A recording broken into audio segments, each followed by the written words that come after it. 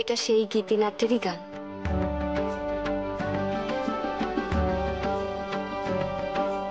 मुझे भी कुछ ऐसा ही लगा था।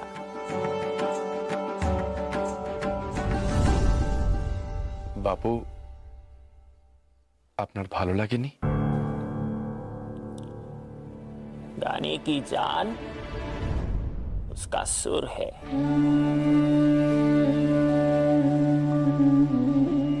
सुर बहुत ही अच्छा है, दिल बहला देता है।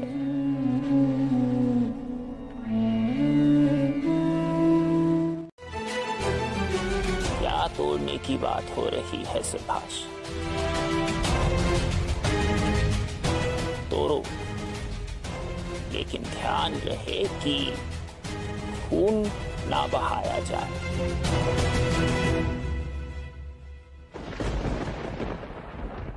ऐसे बात नहीं है गांधी जी। গুরুদেব এই গান দেশের তরুণদের উদ্বুদ্ধ করার জন্য রচনা করেছেন। परंतु शरद, रविंद्रनाथ तो मेरी नीति के विरुद्ध है।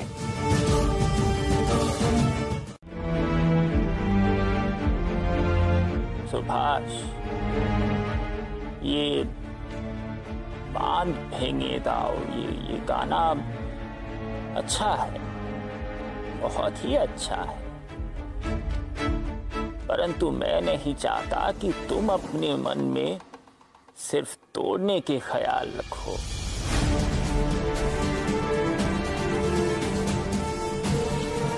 तोड़ना तो आसान है सुभाष, इस वक्त हमारे देश को जरूरत है कि हम जोड़ना सीखें। পাতা যখন তখন আমাদের বাড়িতে ঢুকে পড়া কেন করেন এসব? আর আমরাই বা কেন সহ্য করবে এসব? দেখুন, ভালোই ভালোই বেরিয়ে যান এখান থেকে, না হলে কিন্তু আমরা সবাই মিলে পথে নেমে চিৎকার করে এই গান গাইবো। তখন কিন্তু আটকাতে পারবেন না আমাদের। আপনাদের সাথে এই বিষয়ে পরে কথা হবে।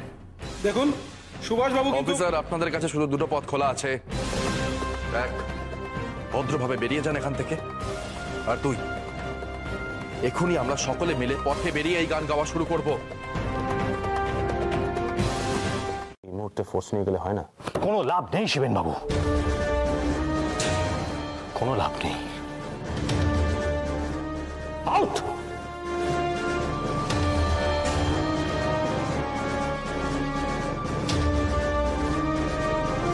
এরা যা কাণ্ড ঘটিয়েছে শিবেন বাবু, তাতে আমি নিশ্চিত ওখানে আর কোনো রকম কোনো আলোচনাই হচ্ছে না।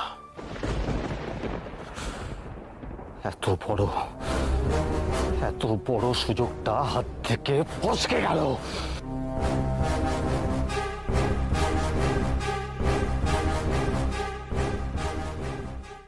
मन में इतना नफरत मत पालो सुभाष। नफरत हर चीज को जला के राख कर देता है।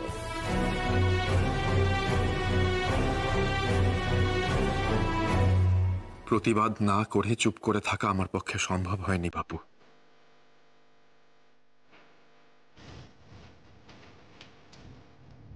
আমায় ক্ষমা করে দেবেন।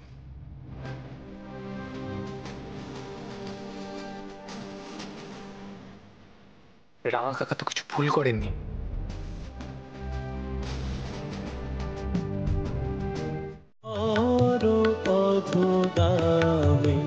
কারে দাও মা ব্রহ্মপদ, কারে করো অধোগামী, সকলে তোমারি ইচ্ছা, ইচ্ছাময়ী তারা তুমি, তোমার কর্ম তুমি করো মা, লোকে বলে করি আমি।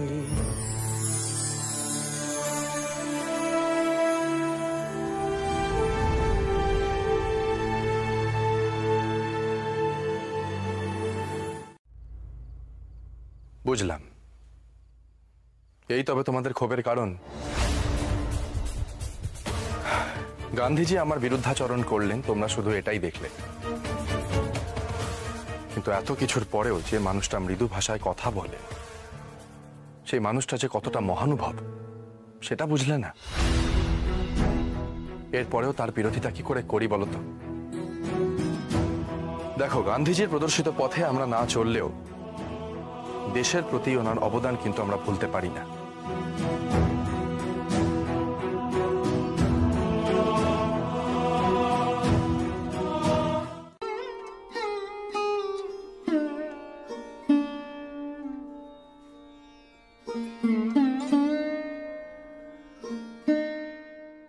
সুবলদা, দাদাবু, দাদাবু, কি অবস্থা বলুন তো? কি হয়েছে? আমার কেমন লাগে বলুন দেখি। আমি থাকতে উনি সব কাজ একা করবেন, এটা আমার পাপ হবে না বলেন? তোমাদের যদি পাপ হয় সুবিধাদা, হ্যাঁ উনি তো অতিথি নারায়ণ। ঠিকই, সমস্যা, খুব বড় সমস্যা। তুমি আমার সাথে এসো, আমি দেখছি। समेटने में मेरी सहायता करोगे, उस दिन तुम्हें भोजन मेरे साथ ही करना पड़ेगा, यहीं पे। बापू, भोजन आपके साथ? हाँ, दही, साथ में लहसुन और उसके साथ उबाली हुई सब्जियां खाओगे ना? জি বাপু, আমি আজকের মতো বিছানা গুছিয়ে দিয়েছি, সেটা তো আর নষ্ট করতে পারবো না। আমি কথা দিচ্ছি বাপু, আমি আর কোনোদিনও বিছানা গোছাতে আসবো না।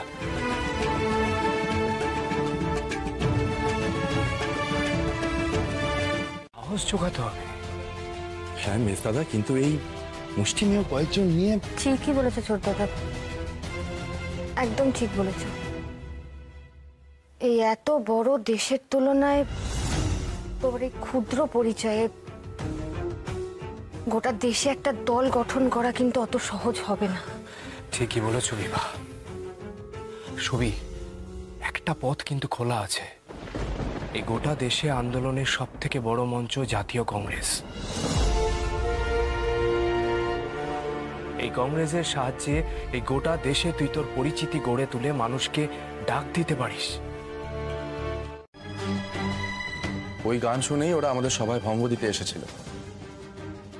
সে কি, ওরা কি তবে ভাবলে গানটা কেবল আমি ওদের জন্যই লিখেছি?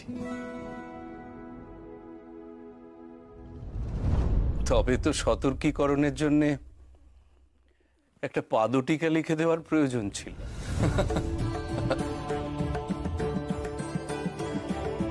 গুরুদেব, গান্ধীজি আপনার লেখা বাদ ভেঙে দাও গানটি শুনেছেন।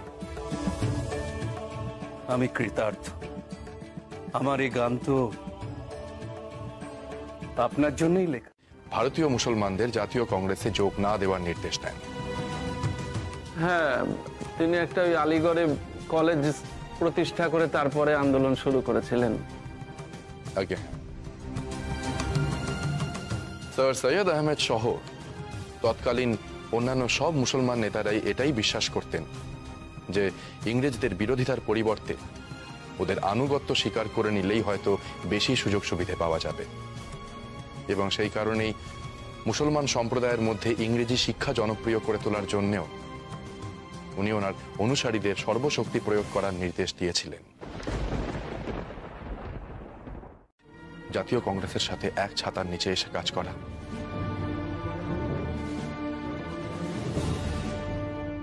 আর কতদিন আমরা নিজেদের মধ্যে ভেদাভেদ করে পরাধীন থাকবো মইদুল বাবু?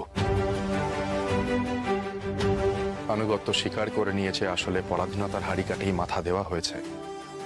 এই কথা নিশ্চয়ই এতদিনে আপনারা বুঝতে পেরেছেন। মইদুল বাবু, একসাথে জোট না বাঁধলে কিন্তু ইংরেজদের পরাস্ত করা যাবে না।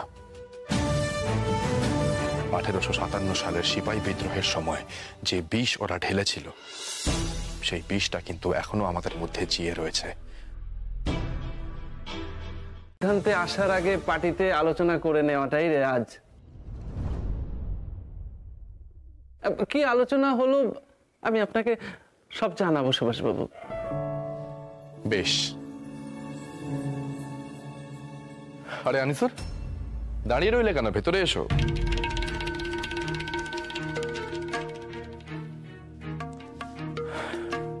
শুনলে কথাগুলো? বুঝলে কিছু? আমি অপেক্ষায় থাকবো।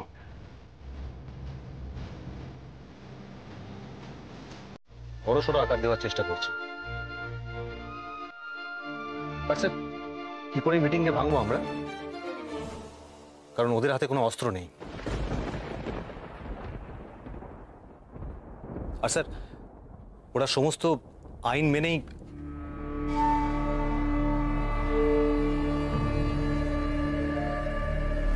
Okay sir. Alright sir.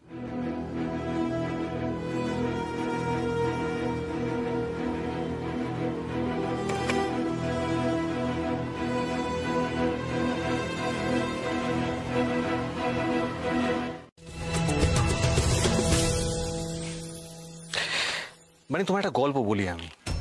ওমা, তুমি দাঁড়িয়ে কেন? বসো, আমার পাশে বসো। আরে বাবা, খুব বেশি দেরি হবে না, বসো। জানো মানে, একটা চোর ছিল। সে কি করতো বলো তো? সে না ওই বাইরে থেকে শীত কেটে ঘরের ভেতর ঢুকতো। আর একটা বাড়ির বউও ছিল, ঠিক তোমার মতো। সে কি করতো বলতো? সে ওই একই শীত কেটে বাড়ির ভেতর থেকে বাড়ির বাইরে প্রয়োজন পড়ে। দাঁড়ান,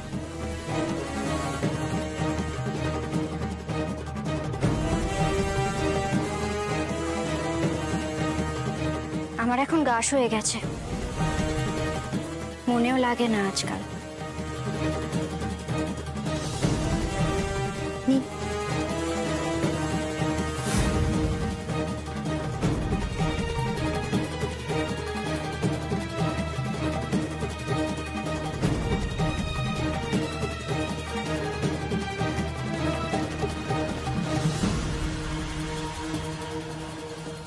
কাজ করছি, তাই সবাই নেতা সবাই কর্মী।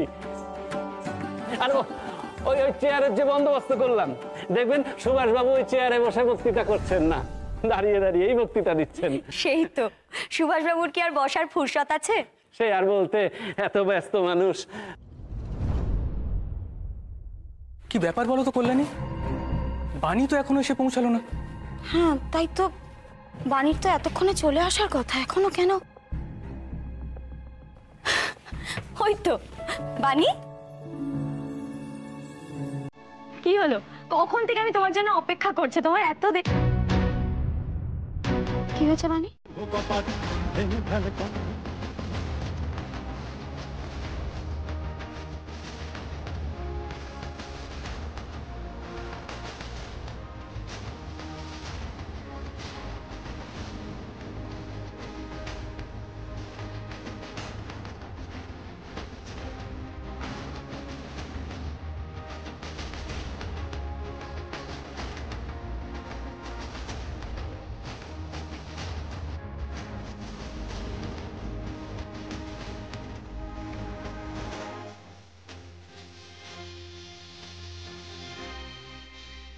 আপনি কি দিয়ে ব্যাখ্যা করেন?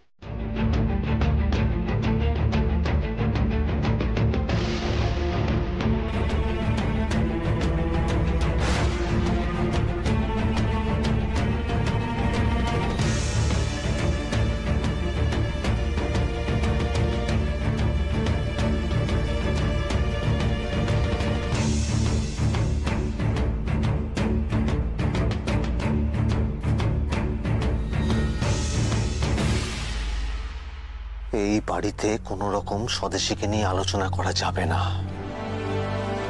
আর কোনো রকম স্বদেশী দ্রব্য ব্যবহার করা যাবে। আর আপনি পুলিশে চাকরি করেও আমায় বলতে পারছেন না তারা কারা ছিল এবং কেন তারা এই কাজ করেছে। মানে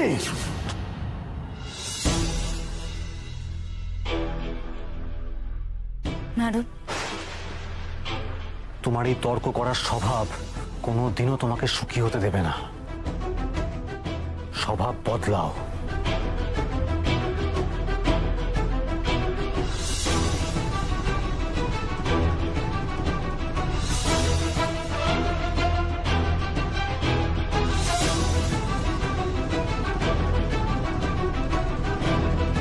হাতে চাই ক্ষমতা।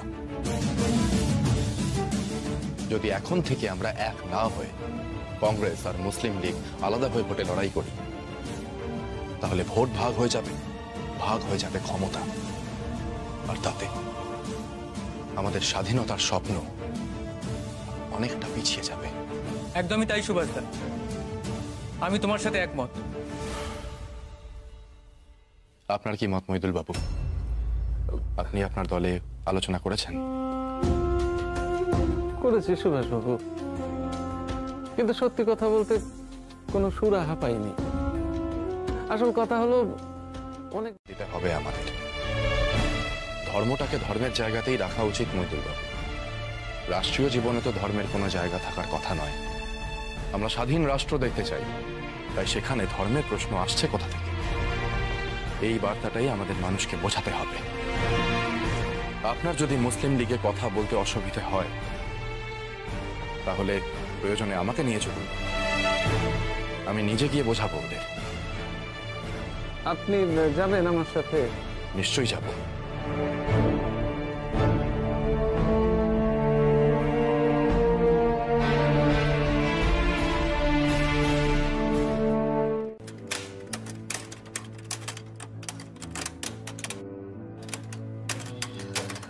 রা কাকা, বলছি আপনার চিঠিগুলো অলমোস্ট টাইপ করা হয়ে গেছে। আপনি এবার আপনার বক্তব্যগুলো দিন, মানে আপনার অনুপস্থিতিতে যে কথাগুলো অন্য কেউ পড়ে শোনাবে মিটিংয়ে। ছোট দাদা, কি হচ্ছে বলো তো এখন? ঘড়িতে কটা বাজে দেখেছো একবার? হ্যাঁ, 3:05 বেজে এই 15 সেকেন্ড হলো। ছোট দাদা, এই মাঝরাতে আবার চা চেয়ে পাঠালে। বাইরে তো পুলিশ পাহারায় আছে। যদি এত রাত অবধি ঘরে আলো জ্বলছে দেখে, কাল সকালে আবার কোনো গোল না বাঁধিয়ে বসে।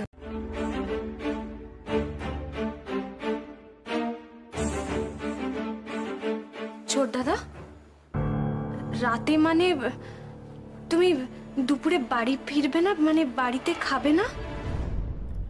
সেজ বৌদিদি, আমার মনে হয় না আমি দুপুরে ফিরতে পারবো।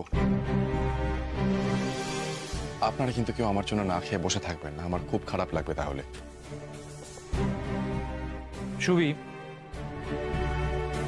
সুবি, দিন দিন তো শরীরের অবস্থা আরো খারাপ হচ্ছে। এই অবস্থায় তুই বাইরে যাবি বলছিস, দুপুরবেলা বাড়িতেও ফিরবি না। তার মানে এটা বুঝে নেওয়া খুব সহজ যে जौहर भी तुम ही हो सुभाष।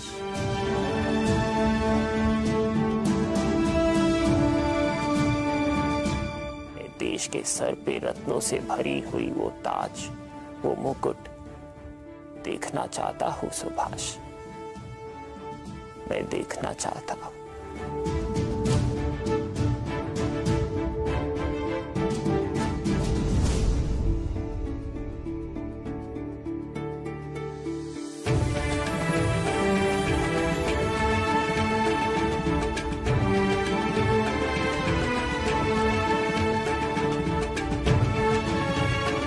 কিন্তু ওরা বাড়িয়েই যাবে।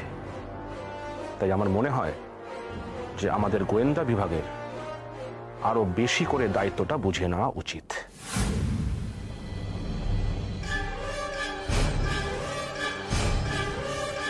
প্রতিবার সুভাষকে গ্রেপ্তার করা হচ্ছে আর উপযুক্ত প্রমাণের অভাবে সুভাষ ছাড়া পেয়ে যাচ্ছে। একবার শিবেনবাবু, একবার যদি প্রমাণ সহ সুভাষকে গ্রেপ্তার করতে পারি না, তাহলে ওকে আমি ফাঁসিতে ঝোলাবই।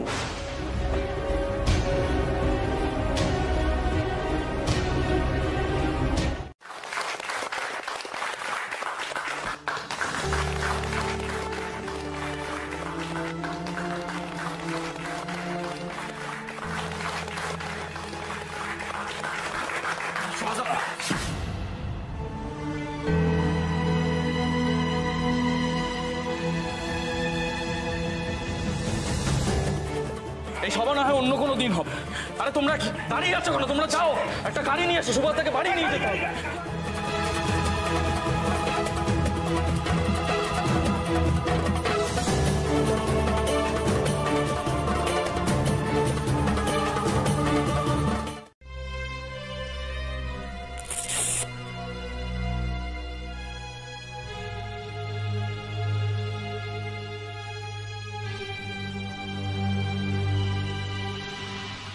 কি যে সব কাণ্ড করিস তুই শুবি?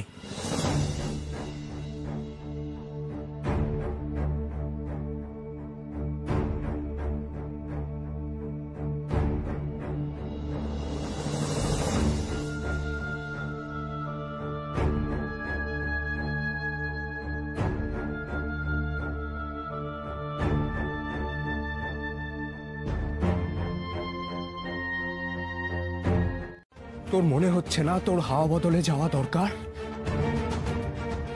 ঠিক আছে, আমি মেনে নেব তোমাদের কথা, কিন্তু হাওয়া বদল মানেই যে আমার কাজকর্মগুলো বন্ধ হয়ে থাকবে তা হবে না। বিশ্রাম নেব, কিন্তু আমার কাজগুলো আমাকে চালিয়ে যেতে হবে। আচ্ছা বেশ, তোমার যা মন চায় তুমি তাই করো ছোটদাদা, কিন্তু বিশ্রাম আর যত্নটার তোমার যে খুব প্রয়োজন ছোটদাদা।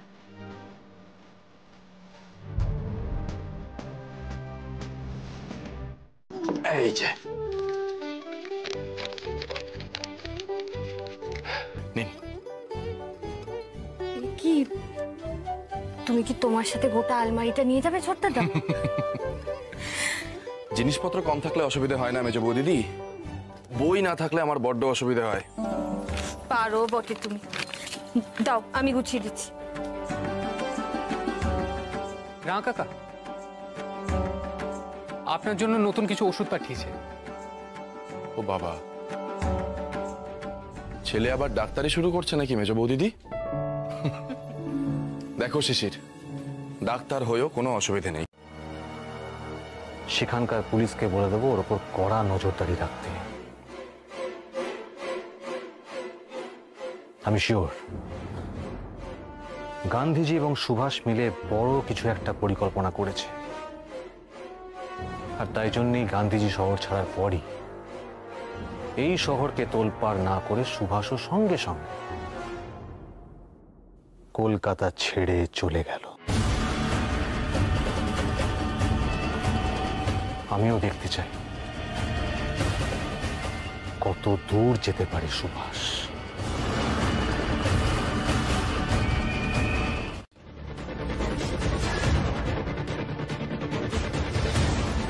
নাকে দড়ি দিয়ে ঘোরাও ওদের, যাতে ওরা নিজেদেরকে সামলাতেই ব্যস্ত হয়ে ওঠে। আর বন্দীদের ওপর থেকে ওদের নজর সরে যায়। রাতের অন্ধকারে পোস্টার লাগাও, ওদের মিসলিড করো, কিন্তু রক্ত ঝরিও না।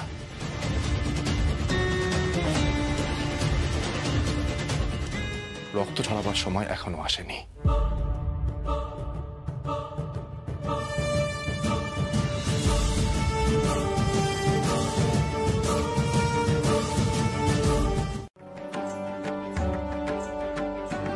যত তাড়াতাড়ি সুস্থ হয়ে বাড়ি ফিরবে আবার আমি তোমাকে রেঁধে খাওয়াবো। মাকে শৃঙ্খল মুক্ত করার জন্য আমাকে যে সুস্থ হতেই হবে মা, সেই জন্যই তো যাচ্ছি। চিন্তা করো না মা, যাওয়ার থেকে আমার ফিরে আসার তাড়া অনেক বেশি।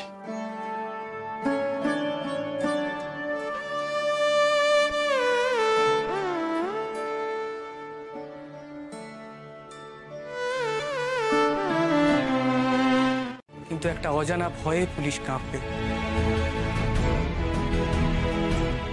আজ রাতে তোমরা সবাই প্রস্তুত থেকো। আমরা রাতের অন্ধকারে পোস্টার লাগাবো। কাল সকালে সেই সব পোস্টার দেখে পুলিশের মাথা খারাপ হয়ে যাবে। আর বেঙ্গল ভলেন্টিয়ার প্রতিদিন যেমন সেবামূলক কাজকর্ম করে, কাল সকালেও তাই করবে। কোনো রকম সন্দেহের নজর আমাদের উপর পড়বে না। তারপর দেখি সেলুলার জেলে বন্দীদের উপর অত্যাচার কমে কিনা।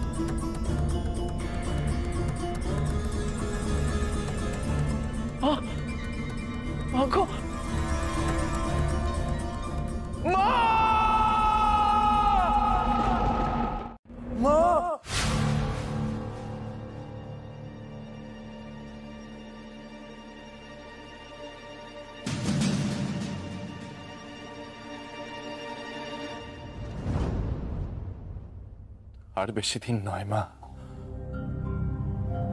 খুব শিগগিরই এই সময় বদলে যাবে। তাড়াতাড়ি মুক্ত হবে তুমি।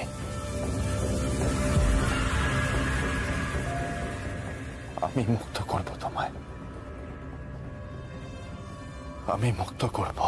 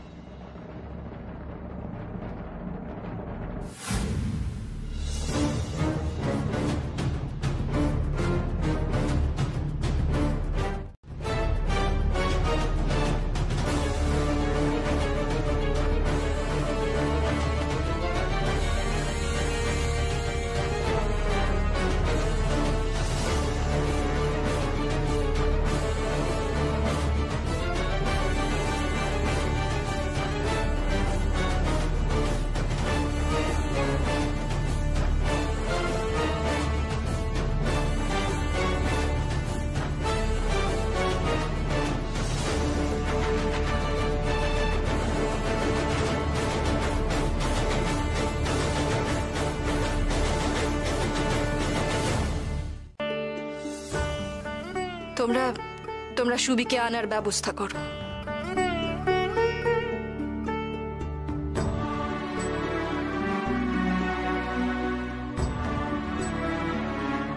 বাবা আমি যাব।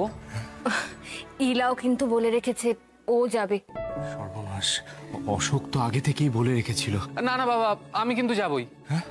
আচ্ছা আচ্ছা, ঠিক আছে ঠিক আছে, শান্ত হও। শিশির তুমি যাও, আর কোন গাড়িতে যাবে সেটা কিন্তু আমি ঠিক করে দেব।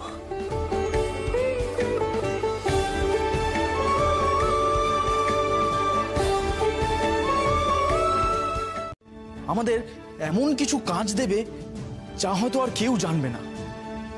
মানে এখন আবার কি করতে চাও তুমি? মনে নেই তোমাদের?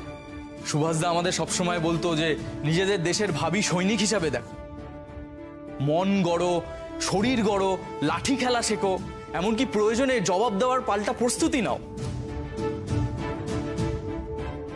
আমার কি ধারণা জানো, এবার সুভাষদা যে কাজ করতে চাইছেন তাতে যদি কেউ অসম্মতও হন সুভাষদা নিজে নতুন রাস্তা তৈরি করবেন।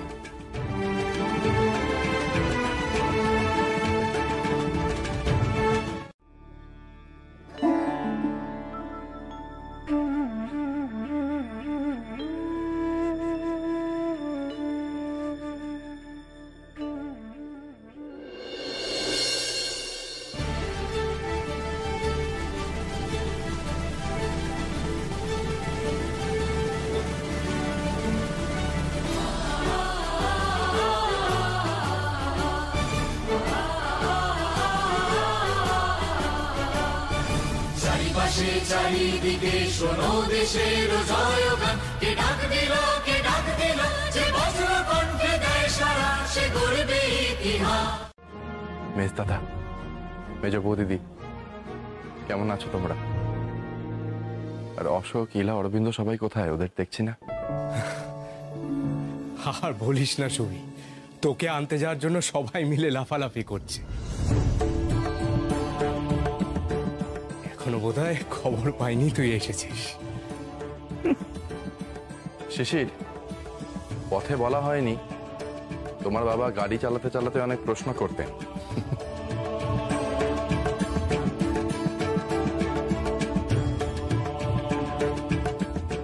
Good job. ও আবার কি করলো? এবার কিন্তু আরো অনেক কাজের দায়িত্ব নিতে হবে। প্রেসিডেন্ট হবার পরে আমি দেশবাসীর উদ্দেশ্যে ভাষণ দেব।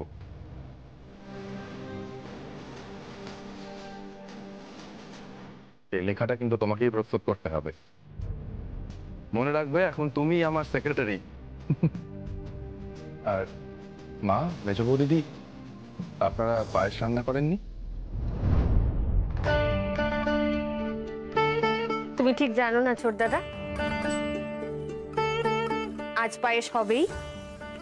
আচ্ছা দাঁড়াও, আমি নিয়ে আসছি। আয়।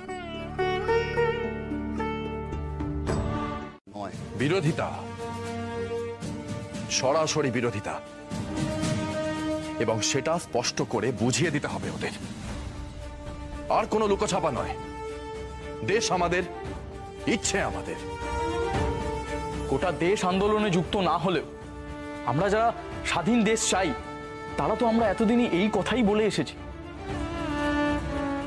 কিন্তু ফল তো কোনো হয়নি তেমন সুভাষদা। এবার হবে সত্যেন্দ্র, ফল এবার হবে। কারণ এখন ব্রিটিশদের মাথা ব্যথার কারণ শুধু ভারতীয়রাই নয়, দ্বিতীয় বিশ্বযুদ্ধ আসন্ন, এবং এটাকেই আমাদের কাজে লাগাতে হতে চায় না সুবিনয়, শুধুমাত্র টিকে থাকতে চায়, এবং টিকে থাকার জন্যই বেইমানিটা করে। জীবন যুদ্ধে বাঁচা আর টিকে থাকার মধ্যে পার্থক্যটাই এবার ওদের বোঝাতে হবে। আর একটা কথা মনে রাখতে হবে, অন্যায়ের সাথে আপোষ হলো সবচেয়ে বড় অপরাধ, আর কোনো আপোষ নয়। এইবার ওই ব্রিটিশদের মুখোমুখি হবে ভারতীয়রা।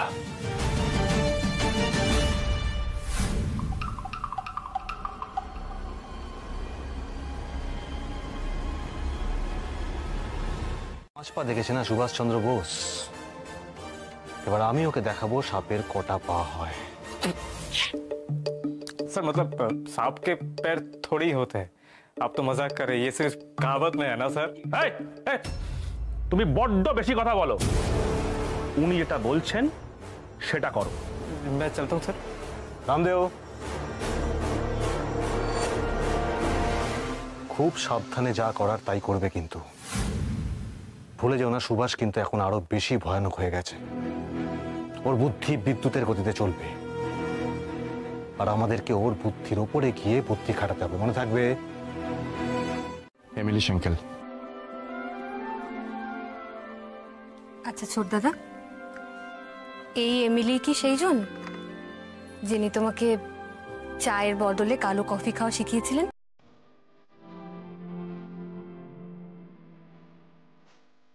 নাও কফিটা খেয়ে নাও, ঠান্ডা হয়ে যাবে।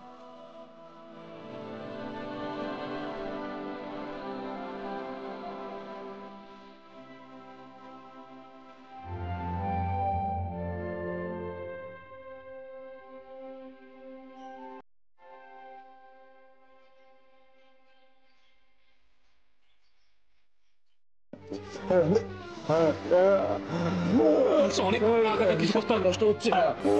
কি করবো? রামদেব ওঠো, ওকে ভেতরে নিচে হবে, বড় কষ্ট হচ্ছে। ওঠো ওঠো রামদেব। রামদেব রামদেব কথা বলার চেষ্টা কর। হ্যাঁ, চোখ বন্ধ করবে না।